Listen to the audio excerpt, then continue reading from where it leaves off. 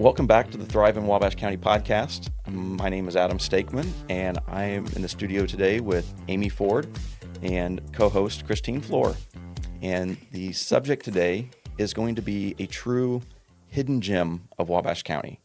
Nestled amongst the Wabash River between Wabash and Lagro, in the cornfields and the bean fields and through the woods, is the Wabash River Trail. And our guest, Amy Ford, had a lot to do with that, I would say. So welcome to the studio, Amy. Thank you, Adam. Thank you, Christine. Oh, glad to have you. This is going to be super fun to talk about. Yeah. You just don't know what I'm going to say. We also don't always know what you're going to do. Yeah, Let's just be real honest. When it comes to Amy, we always don't know what she's up to, but she's always up to. There's always stuff floating around in my head. True. Always. True.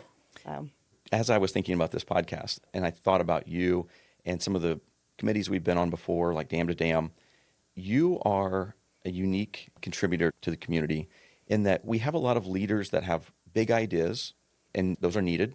And we also have a lot of people that just go to work and get stuff done. And you're a unique combination of both.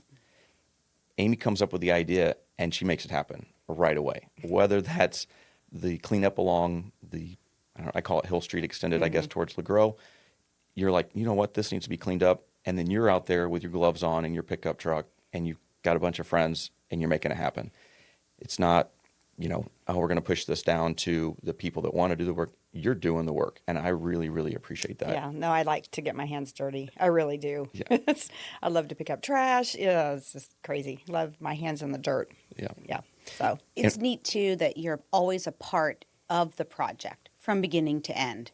Yeah. And that is different. You're right, Adam. That is not always the case with most. That is a rarity for someone to not only bring the idea to the table, but to be a part of making sure it is executed with your hands, like contributing and giving. Mm-hmm. Yeah, it is different. So I really want to focus on the Wabash River Trail. And I went back through, I couldn't remember when it was dedicated. But I think it was in 2021 or 2022.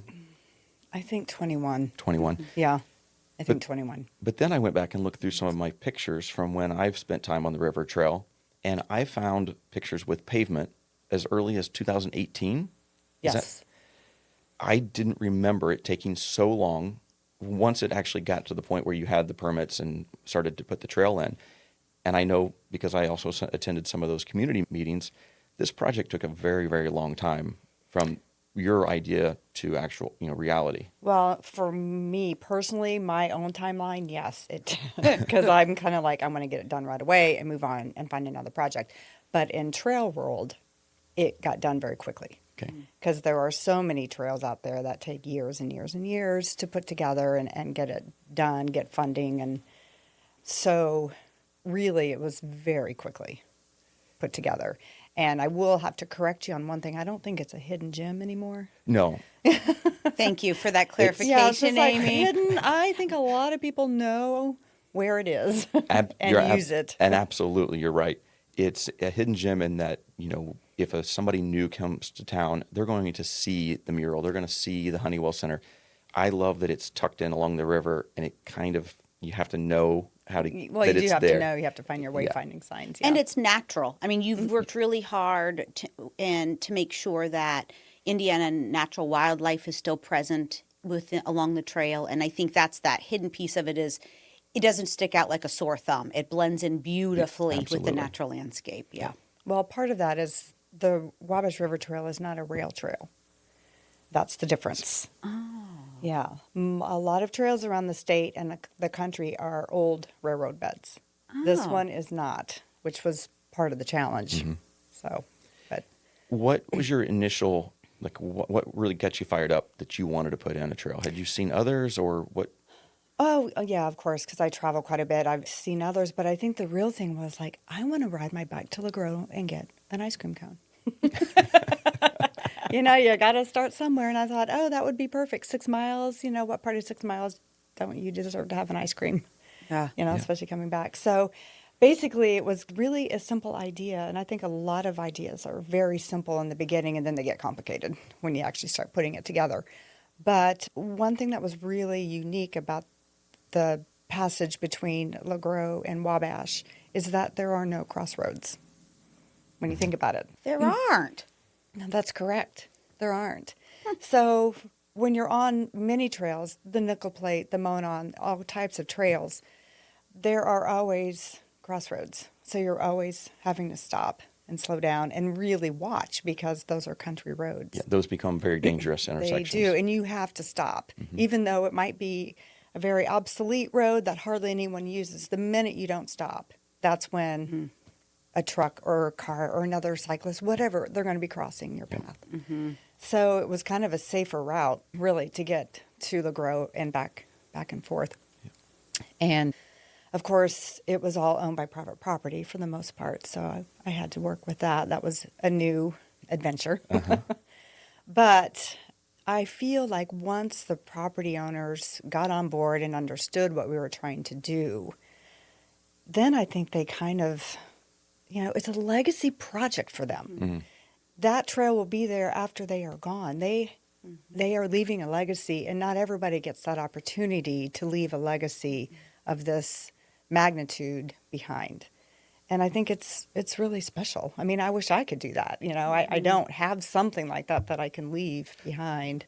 Well, I think I think you have. Okay. Well, I mean, I don't know, but I think it's good to do projects that kind of can outlive you or when you are gone. Not that I'm going to be gone, hopefully soon, but people can say, yeah, she did that or he did that, and it's great. It's great for our community. So You didn't know about trail development prior to this heck idea. no, I don't know about it. That's the thing with me is I don't know. I just come up with it and then jump in with both feet and just hope that I land somewhere Yeah.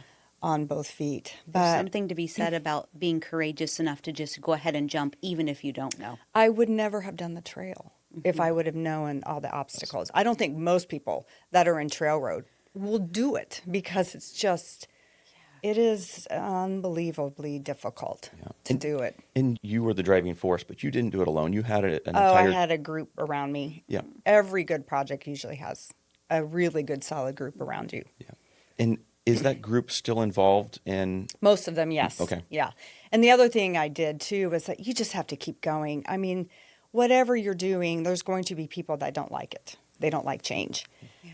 But you just need to put your head down and just keep moving and don't interact with it. Because that's the worst you can do, throw gas on a fire.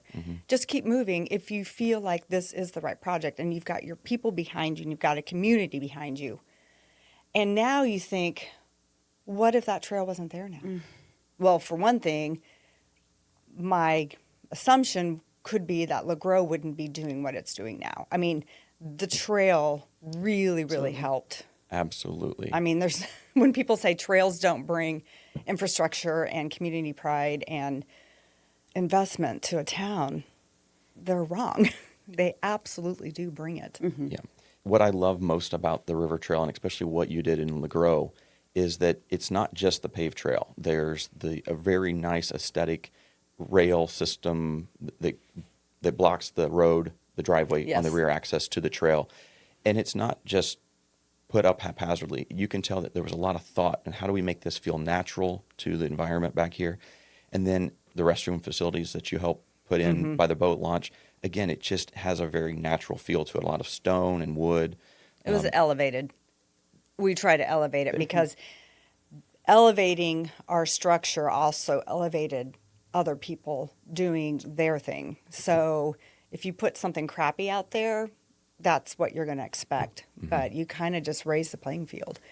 And I think when people see that, they get a little more secure about investing their own money into structures. Sure. I mean, look at the speakeasy. Right. Great example. Gosh. Christine interviewed Justin a few episodes back, and he 100% point blank said, without the trail, I wouldn't be here with the speakeasy. Yeah. It changed their feeling. It changed that community's feeling, Amy, that someone saw potential in that community, and it was now time for that community to now step up as well. So you're right when you say that trails can inspire development within a community and create community pride.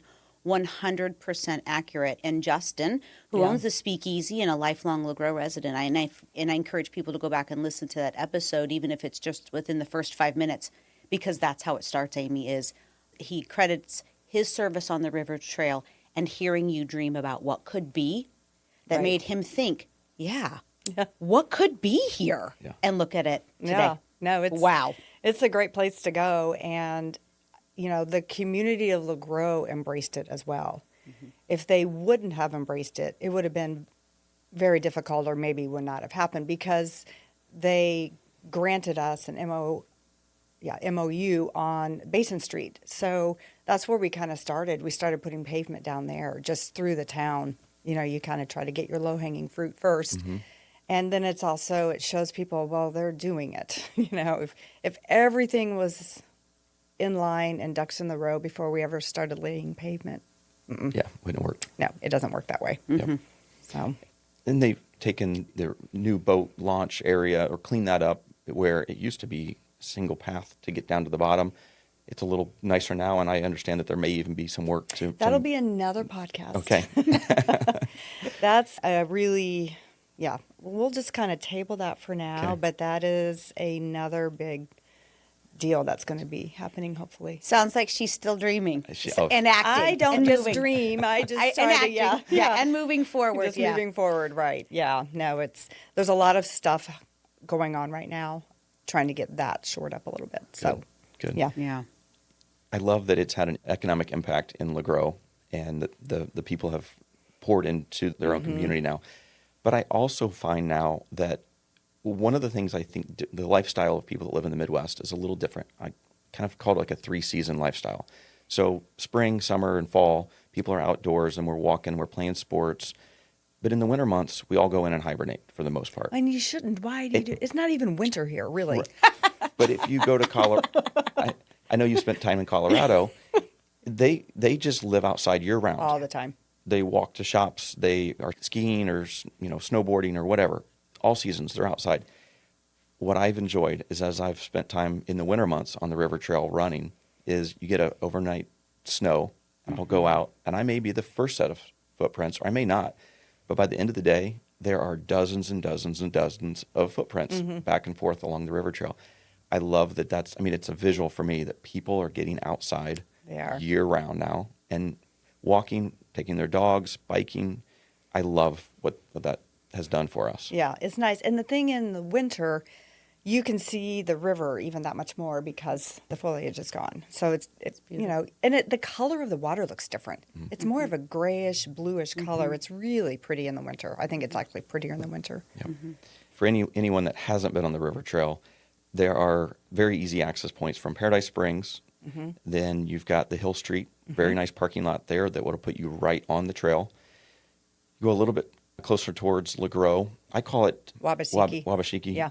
And it's also used as a boat launch, and then has a gravel lot. And then if you go into Lagro, then there's also a trailhead there. There's several trailheads in the Lagro, right?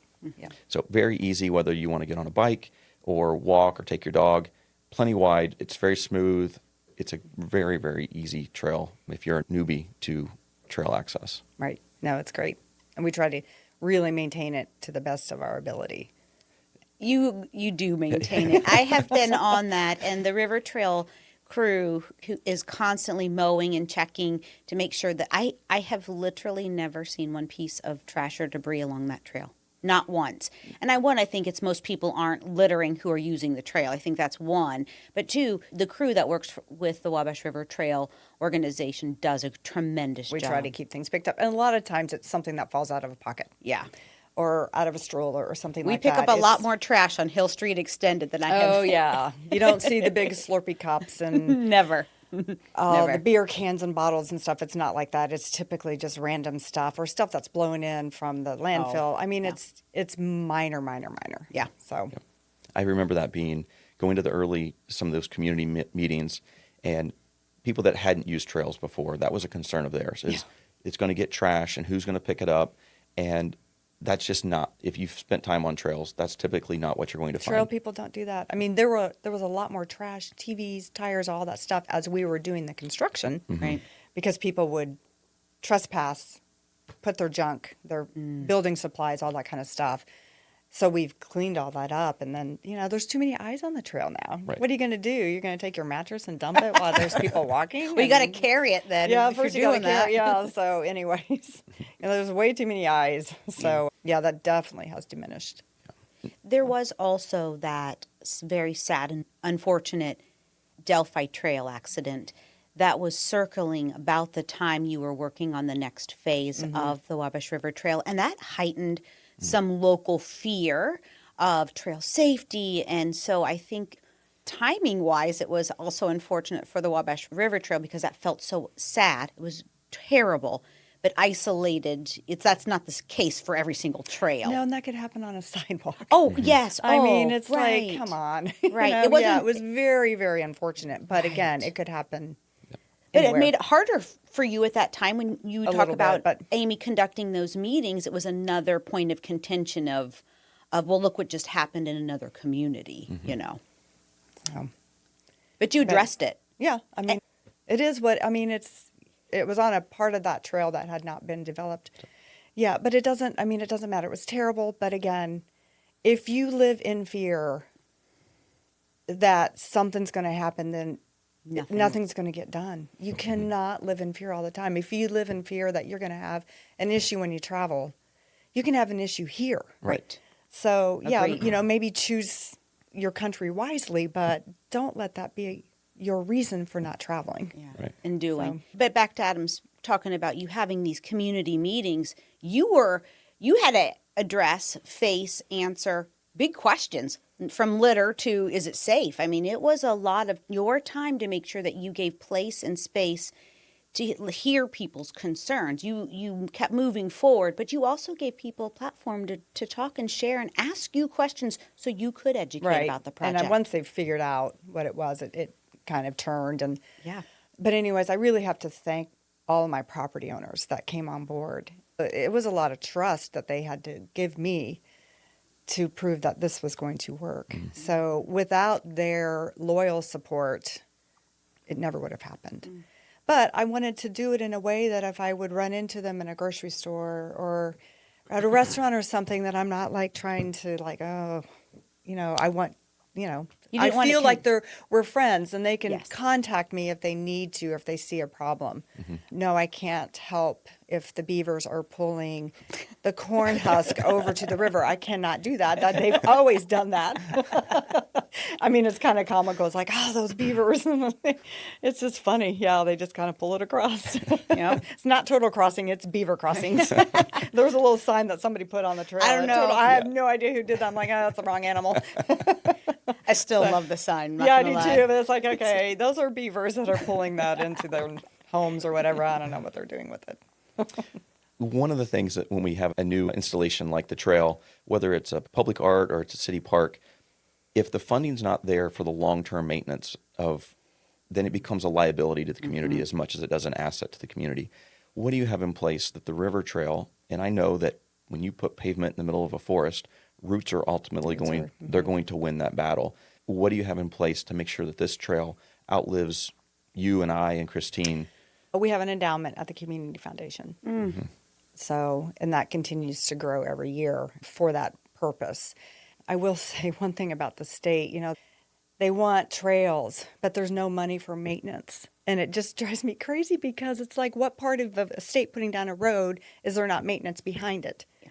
So the maintenance part of it is actually more important than the front because the maintenance is long term, all, many, many years.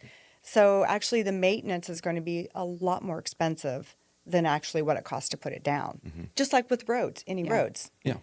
Look, they're already working on 31. I was like, wait a minute, didn't they just do this a few years ago and now it's closed for a good portion? So it's like, I just wish the state would get on board and just say, yes, so we will help with maintenance. That would be amazing. So I think that speaks a lot about you and the vision that you had. It wasn't just, I want a trail. I want to be able to use a trail. It's, I want to leave something for the future. And the thought, the fact that you're putting that thought into what is it going to take to maintain this trail moving forward says a lot about that. yes, because it will be repaved at some point. We try to keep it up. We put a very large base underneath just to kind of help minimize some of the tree root damage that we will have. But you just have to address it, and you have to have that maintenance money to fix it so it doesn't become, like this. Sure.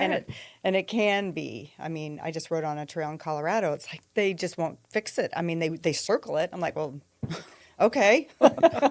Why don't you, scrape all that out and put another section of pavement in? So. And it's along a river, and the river moves, Yeah, it constantly does. moves. I know that you lost a small section. Yeah, thank you, Adam. Yeah, I get a call Saturday morning. Amy, you need to maybe come take a look at this. Well, we were pretty quick to move it over a little bit. That's why we have those easements so that we can kind of shift it just a little bit. Yep. I think we're good for a while now. Yep. It's always fun, though, to hear people have a different connection to pieces of that trail. There is an infamous section or famous section. No, it's infamous. It's an infamous the section. hill? Amy's Hill. It's not my hill. Oh, it's yours, and it is dreaded. That hill, I have been up and down that hill, and I'm like, who? It's good for you. Yeah, I know. Thank you for caring about my heart good health. for you. You should do stairs. All these people that want to live on a flat house. I'm like, okay, that's why we in America. You need to keep moving. You go to Europe and they're climbing their stairs and their hills and they're walking all the time and they're so much healthier in thank some you. areas. Yeah. Thank you for caring Thank about you our very health. much. Do you want me to put there's a little rock there at the An top. escalator. I need no, a little no. chair lift along the side. Now people ride on e-bikes, so it's not a big deal. That's true. That is So. true. Yeah, but there are certain parts that people also have a connection with. There are really a lot of, I like to call them Instagrammable moments. So you talked about elevating the trail and paying attention to setting the standard high. When you were designing, you and the committee were designing it, putting it together, and there are so many beautiful spots. And when I look at social media, you see these posts, and I'm like, I recognize it's gorgeous, very thoughtful. Yeah. Very thoughtful. We spent, Mark Sorg and I, he was the one that actually kind of worked it. But I mean, almost daily, we would meet out. And, if there was a really big tree or something, that's why I turned so many times. Because it's beautiful. Yeah. To Yeah. kind of meander through. Mm-hmm. So, yeah, I would have to say we worked on it nearly every day that we were constructing it. To be purposeful. Right. So it wasn't easy. We didn't take the easiest route. Oh, we know. Amy's Hill. I know our surveyor was like, just make it straight. I'm like, no, we're not going to make it straight. And that's boring. Yeah. I would it imagine. is very boring. As athletes, you both are very active and have done different running, jogging, cycling, all the things you both do. I would imagine a trail like that It's is much, fun. and much more enjoyable than flat straight. Right. That's just called your street out in front of your house. Well, Right? those are rail trails, which are really great trails also, but they are straight because a train does not go around those Makes bends sense. as tightly. That makes sense. So They're also very flat, and they don't have Amy's Hill. no, they don't. I mean, it's beautiful. You go up it slowly, so you enjoy it very much. It's way more fun down. Yeah. Well, it's a little scary down, but yeah. It's short. Come on. It is short. It's short. I'm whining. But it was very purposeful. You can see the trail was designed beautifully with all of these elements that don't take away. It doesn't look like it doesn't belong there. Right. Well, we did put a loop, so if you don't want to do if you just want to go and do the loop. If and you then could go look back, at it and go, oh no, not today. Yeah. Yeah, Yeah. The new gravel loop that's near the Lagro portion of the trail. Right. Just absolutely beautiful. Yeah, and Kinda we will get signs on there. But now, again, I was in Colorado last week, and I know it's going to be, we'll call it the soft surface, because it will never get paved. Yeah. But they had so many of these soft surface loops that just kind of jutted out from the trail. I was not on the right kind of bike to do those, but I'm like, that's perfect. We'll just call it soft surface. I've been trying to think of soft surface. soft surface. Instead of gravel, it'll just be soft surface, because sometimes it could be underwater. You have talked to me about soft surface running, like that had become a trend, is becoming even a bigger trend. Instead of doing road running or trail running, it's Sure. Yeah. Yeah. Paved. You'd have to do. Yeah.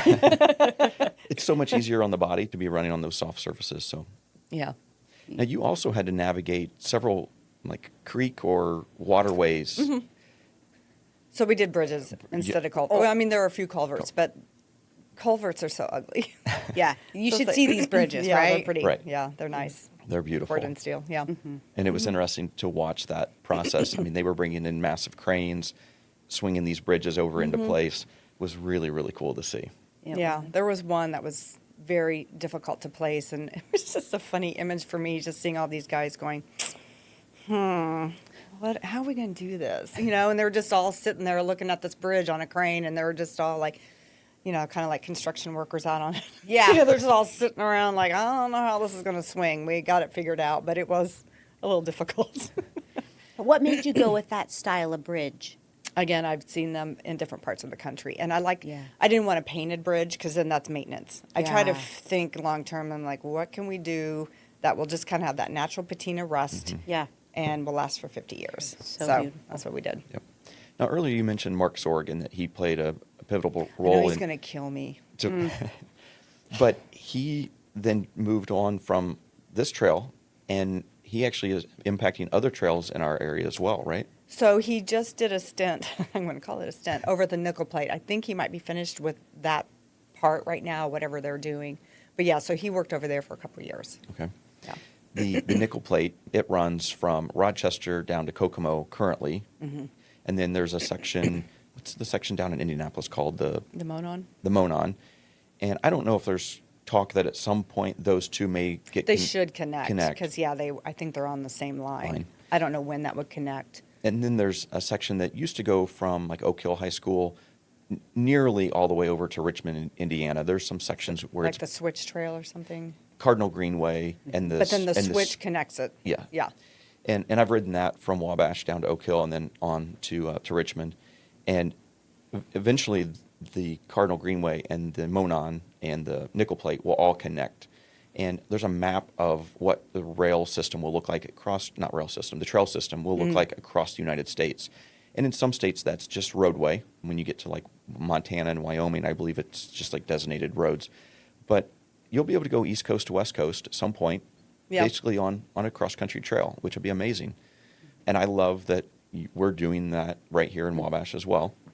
Is there a future ideas for development that this portion of the trail will connect to Huntington or to Peru? They're always talking about it, but I don't know when that might materialize. Going towards Huntington, if you want to stay along the river, really River Road is your best option. You can't get any closer to the river than the road. So my guess is that there'll be some signage on that road. It's minimally traveled. Anyways, it's a beautiful road. I do it a lot. So, and then it's kind of up to their county to figure out How to connect to Wabash County, right? Sure. Yeah. Sure. So, yeah. In the northern part of our county, there used to be a lot of rails that connected Peru to Rowan and on up to Manchester. Is there any talk at all about doing rails to trails in those areas that you know of? I have not heard. I don't even know where those areas are. Yeah. If you do Google, I Yeah, like I to look could. up. You can see, even though they've been gone for decades, you can still see in the fields where the old rails used to go. But the fields are probably have taken over those trails. Oh, yeah. Yeah. In addition to the river trail, you have played an important role in the beautification of downtown Wabash with planter boxes along our downtown streets. You want to talk a little bit about what? So I think when the city put those in, I don't even know how many years ago, I think the idea was that the businesses would take on their own box if it was in front of their box. Well, the problem is so many of these businesses are not local people. So they just kind of got filled with weeds, or they put daylilies in there, and I'm not a daylily person at all. Just because they bloom once, they're kind of a flash in a pan, and then it's major maintenance just to keep them looking nice. And it's just green, strappy foliage. It's just like, yuck. Yeah. So I have been doing a little work with 50 East, and I approached 50 East to see if they would maybe want to take on that project. And I think there's 50-some boxes. I can't remember the exact count. Yeah. Is that right? It's over 50. Yeah, You're it's right. over 50. Yeah, it's between 50 and 60. Then I went to the city of Wabash to see if they would allow them to put a package together. And so they do the summer planting, they do a little bit of fall planting, and then they do the winter greens. So it's a great opportunity for the kids at 50 East because they have to pre-plan in the fall what they're going to put in them so that they get the plugs and stuff and grow for those boxes.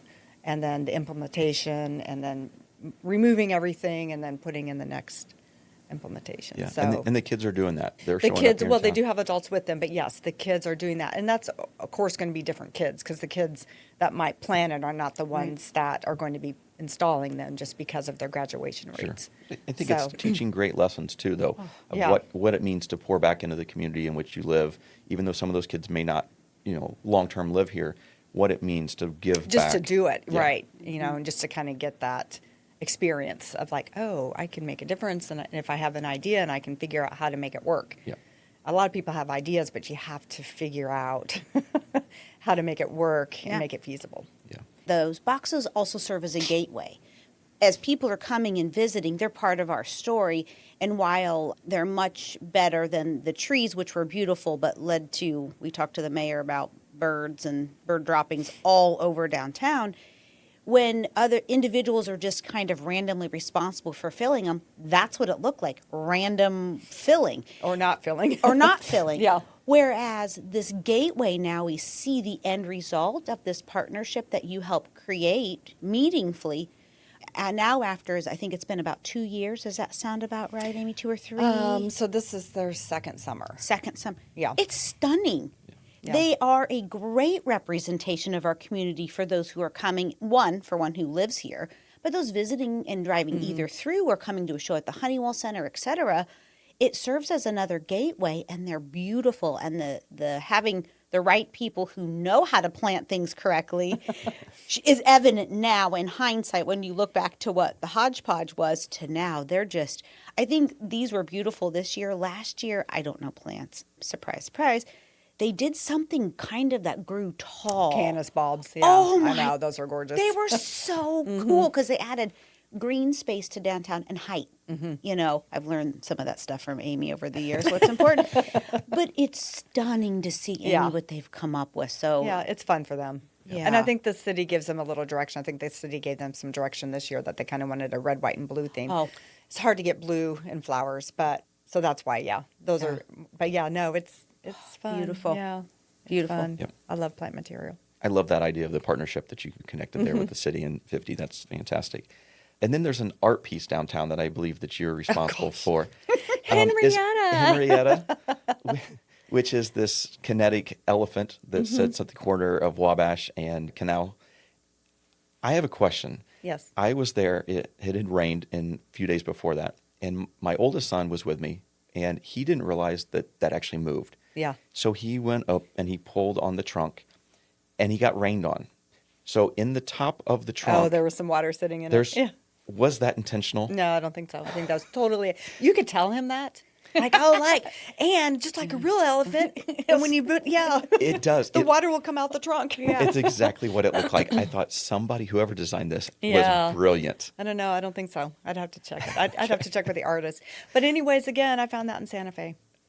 Inspired. Like this outdoor sculpture. Actually, my daughter said, Mom, you need to go to this gallery. And I knew of the gallery, but he had 2, but we went to the larger one, which was not quite where the artistic row is. And I just saw that. I'm like, oh, we need something because believe it or not, that park is called Mammoth Park. So like, okay, let's get an elephant and put it there. So at least it's something that people can see. But we are adding to that. That could be another phase, but we are almost ready to do another art installation behind her, which will really kind of pull all that together. That's great. So, And then one of your latest improvements to the downtown area is at the Wabash Library. They went through an expansion over the last few years, and as a resident in that neighborhood, in that, like across the street, Across the almost, street. yeah. the landscaping that they had was just kind of outdated and had kind of overgrown. A lot of ivy that had just taken over. Yeah. And it has been transformed. The exterior of that building now matches the beauty of the building and the new space inside. Talk about that process and what you've done there, because it's remarkable. Well, what happened, that again came about by accident. I injured my back in 22. So really in 23 and 24, I didn't really do a whole lot as far as travel, but I did a lot of walking. And my sister-in-law, Tammy, and I would walk a lot. And then we would like, okay, we need to clean this up. Like we cleaned all the boxes up. Oh my gosh, on Wabash Street. The rain garden that runs. Oh, yeah. Those curb boxes anyways. That was a whole nother thing. But I was walking by the library and I'm like, oh, this needs to be weeded terribly. So I go and get my stuff and I start looking at it. I'm like, no, this just needs to be blown up. Because it was just full of poison ivy that was just crawling over everything. It's just like it needs a refresh and a restart. So I went to the board and just said, hey, what are your plans for the new space as far as landscaping? None. So I'm like, okay, well, let's put a plan together. So I got a hold of Earth Source out of Fort Wayne, and he's done a lot of work in Wabash, Dan Ernst, and we put a plan together and just got it implemented. So, and again, it was a little bit of leap of faith because it's like, I think this will work if we do the grasses as kind of the calming part. And then I just want to jam pack those. It looks like a ribbon kind of. If you stand back, it kind of starts and goes all the way towards the Christian church. And I just wanted to pack that in with blooms that last a good deal of the summer, and they're pollinators. And then the little finches are coming in and eating all the seeds from the echinacea. It looks natural. It is very natural, yeah. It softens what is kind of a hard stone building. It really softens the appearance of it and just makes it really inviting when you're out walking that area. Or stopped at a train. Or I mean, that's like, it's just right there. Every 30 minutes. And even, next year it'll even look better because it'll be the third year that those perennials are in, and they just kind of get bigger and fuller. And we're going to do a different type of prune next year where we will remove the deadheads quicker, because I've learned that in the summer the birds don't need all that because they've got bugs and everything else to eat. So then the second bloom time we'll leave the seed pods on, and then that's like when they'll devour them. So I know, I didn't even know. I mean, complex to think about when we're deadheading the flowers. Yeah. Right. So Did the birds need echinacea, you need to go ahead and deadhead them in the summer because they don't need it as much as they do in the winter time, and leave them in the winter. And then when the seeds are gone, then cut them back to the base of foliage. And that's another gateway. So 30 definitely to is. 50,000 cars travel that road daily. There's an influx in warmer months. And so in a major thoroughfare, and sometimes there are trains every 30 minutes that stop the flow of commerce, it changed that whole area there. It's so pretty. It is, again, a part of the byproduct of that gift of taking a leap is that, again, it becomes another welcome for those who are visiting, not only community pride, again, but for those who are passing through our community. It's part of our story about how we care about and pay attention to what's around us. It's beautiful. Yeah. It's beautiful. And that little structure now closer to the Christian church, that's coming along really nicely It is, too. yeah. So again, we need about another year for like the new grasses to come in. I mean, it takes a while. It's plant material. Yeah. So just be patient. It'll be there. What I love about our community is that we have a lot of Amy's, right? And that there are projects all across our community that are constantly in the works, whether that's from Manchester down to LaFountain. And individually, the landscape in the library may seem like a small part, but when you layer all of that together with all the other projects, it just really puts Wabash County on the map as a community that comes together and is pushing us forward day after day after day. So thank you. We had a lot doing of that. help with the install. Oh, yeah, we They were got coming like, okay, did you bring? I don't have that many shovels. You need to go back home and get your shovels. She had all these volunteers wanting to do well, but came unprepared. Like they didn't know that Amy didn't have like a truck full of shovels and gloves. Yeah, for I don't have a everybody. landscape company. Another project too, Adam, and that is another recent one that I hope you don't mind that I share, is the Alley Walk activation that you talk about. The heart of someone like Amy is that she sees people who are wanting to enjoy our downtown area, but the places for them to gather outside of where they're living isn't, well, there was only one bench, so there wasn't a place. Right, yeah. And so the alley activation that, again... Rock City Alley or whatever we're calling it. City. Yeah, it's so cute. But it's not that there's anything wrong with it. You talk about elevating installations. It's not just a traditional park bench. You put a lot of thought into seniors live at the Rock City Lofts. As a generality, I think 80% of those who live there are seniors in life. Careful, I'm a senior now. Oh, I'm almost there. I'm right behind you. Don't let these overalls fool you. It's like, oh. But you put a lot of thought into how could that space serve a population that really had no place to gather. That was their front porch. Outside of their building was their front porch, in this apartment downtown living. And how did you come up with those tables and the color and, again, plants? She loves plants. I know, I love plants. I know. I just looked at those were from Landscape Farms, and I just kind of liked the smoothness of them. I liked that they had backpack hangers. They also had wheelchair accessible tables. So I just tried to work some of that in there, and I just felt that alley needed a little bit more color, and I wanted it to be different than the Market Street, Canal Street alley, just to have something different. I didn't want to have a me too, like, oh, I want to do the sales and everything. No, let's make it different so that it's another, area of downtown. And the tables are really easy to maintain. So it is nice. I like it. And they like it. Yeah, they do. The residents, again, you talk about changing the feel of a community. The people who live there felt seen. Yeah. It's like, oh, because We matter. I talked to them too. Yeah. Yeah. The ones that, wanted to be involved, I would, Patty's particularly, she lived towards the back.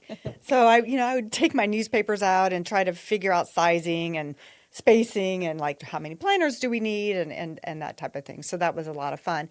And I know that in the future, that Market Street, there will be more homes, more housing coming. That's right. So it will be used for that too. And so I just tried to think ahead of what could be used. So And it's used. yeah, it is used. It is. Yeah. It's used.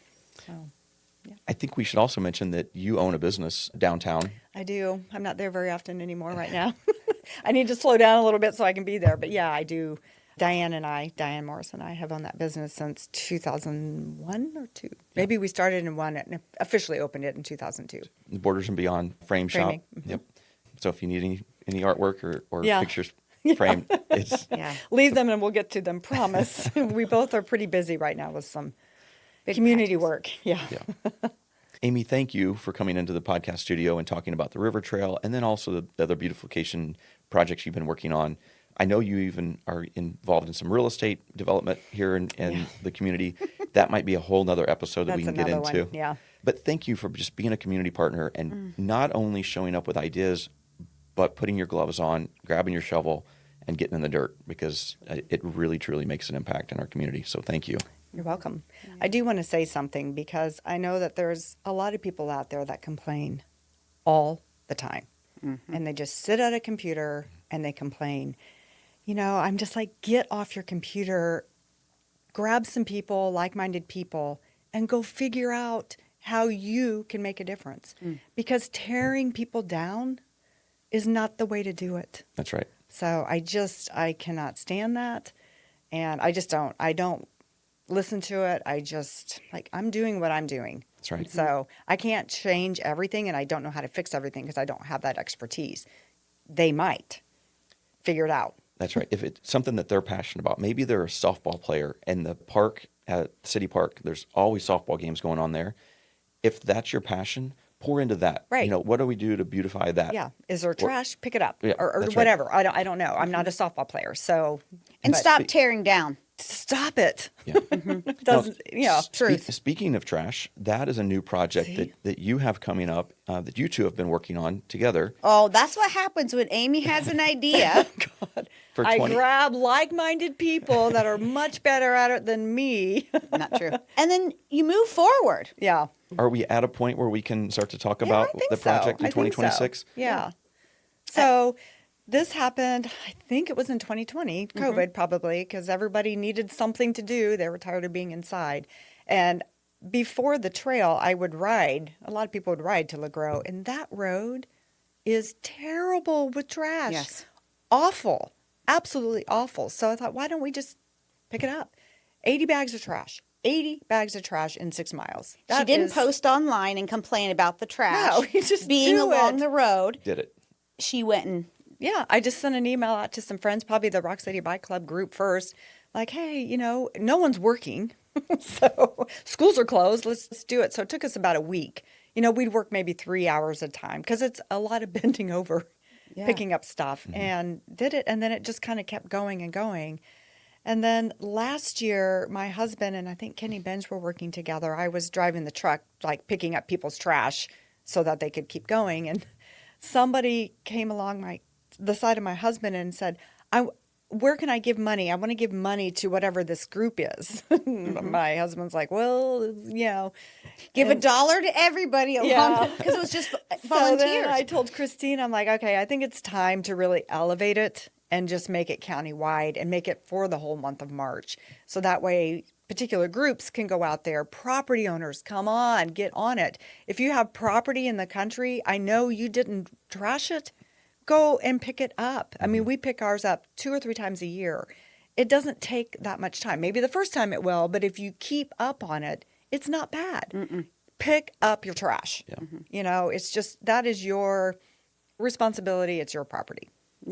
So we just started brainstorming together what that could look like, where it's not, there's a saying around me that I can complicate ice water. You can, very much so. I can. But the idea with working with Amy on these types of projects is she's great to just be super honest, like doesn't have to be that complicated. You don't have to go that deep. But also, she doesn't listen. But how do we activate others? And that was the heart. You were explaining to me this call to action, your heart was, let's not only do that. I felt like your heart was, let's not only do that here, but maybe other counties will see what we're doing the month of March and inspire them as well. And so we came up with an idea. We worked with a really great graphic designer. You may know her. Yeah, my poor kids. Anytime I'm on a project, it's like, oh, Mom, stop. And so Erica helped us kind of brainstorm to put a visual artwork to it. We gathered community members together. And actually, we were trying to figure out how do we remove the trash in each community. And we reached out to partners who have what we might need, which is like roll-off boxes. Republic Services said, we will help. Yeah, they've been great. Yeah. Good. And they issued us a grant so that we can do some awareness campaigns around the litter cleanup as well. And so the first one will take place next March in 2026. Right. But if you want to start early, go ahead. Yes. All trash. You don't have to wait until March to pick up your trash. You can get a jump on it. Truth. And part of the reason you do it in March is that all the greenery hasn't come out in right. And your ticks and your snakes and your mosquitoes and just all the creepy crawly stuff that a lot of people, I don't like them either, and it's just, it could be chilly, but you're bundled up. You've got gloves on, or you should have gloves on. I don't pick up dead animals. No. Even though I don't even want to be called. She's if there's a called. dead deer, I'm like, I can't help that. Call Amy, there's a dead deer. I'm like, well, just that's go around nature. it. Yeah. Amy's like, that's nature. It serves its purpose. So I can't remove dead carcasses. Yeah, I could, but I won't. I have to send somebody else out. I just can't do it.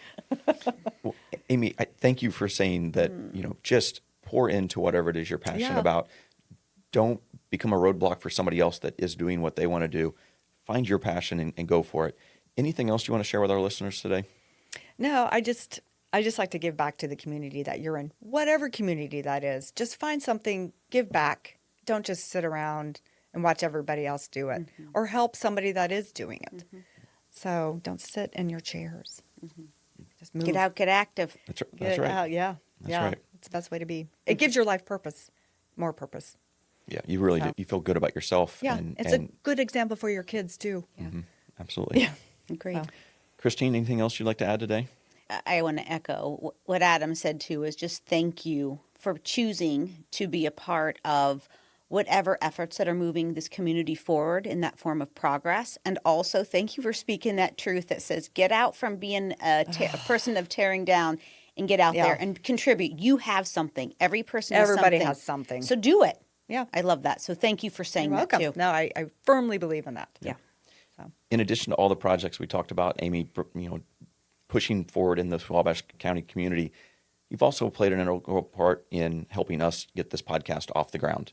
And so thanks to you and your husband, Mark, also the Lisa Gilman Investment Fund, Sandra Kunkel Trust, Paperworks Industries, the City of Wabash, the Community Foundation of Wabash County, and Visit Wabash County, you help make this podcast it's great. possible. No, it's fun. Yeah. Thank you. Good. Thanks. She's great to walk alongside. Absolutely. It's a blessing. So. I mean it. Well, my husband helps everything. He's kind of the back person behind all of this. I actually He invited kind of him. throws me out there and see, is she going to sink or swim? I invited him. I said, hey, are you going to come and just listen to Amy? He's like, nope. She's great at that. She's the one that's out there doing these things. And No, he's doing them too. It's Yes. just a silent partner. yeah. And it is really neat to watch the joy it brings him as well. Oh, yeah. to see things come to fruition too. Yeah. No, he was definitely Mark the was- rock yeah. during the River Trail thing. But yeah, no, it's good. Yeah. Well, thanks again for joining us in the All right. studio. Until next time, I'm Adam Stakeman, and this is ThriveIN Wabash County.